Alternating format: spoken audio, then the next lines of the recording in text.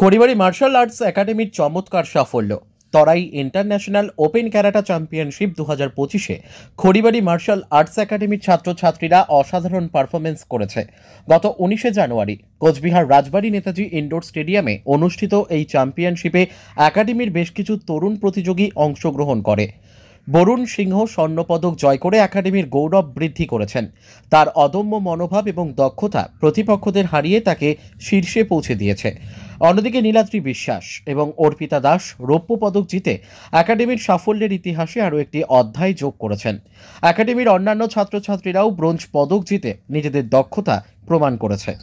Kharibari martial arts একাডেমির এই অসাধারণ সাফল্য তরুণ প্রজন্মের মধ্যে মার্শাল আর্টসের প্রতি আগ্রহ বাড়িয়ে তুলবে বলে আশা করা যায়। এই একাডেমির প্রশিক্ষক এবং ছাত্রছাত্রীদের এই অর্জনের জন্য আমরা অভিনন্দন জানাই। এই সাফল্যের পরে খড়িবাড়ি মার্শাল আর্টস একাডেমির ভবিষ্যৎ আরও উজ্জ্বল হবে বলে আশা করা যায়। একাডেমির ছাত্রছাত্রীরা ভবিষ্যতে আরও বড় বড় প্রতিযোগিতায় অংশগ্রহণ করে দেশের পতাকা উঁচু রাখবে বলে আশা করা যায়। Bureau report, Kharibari Times.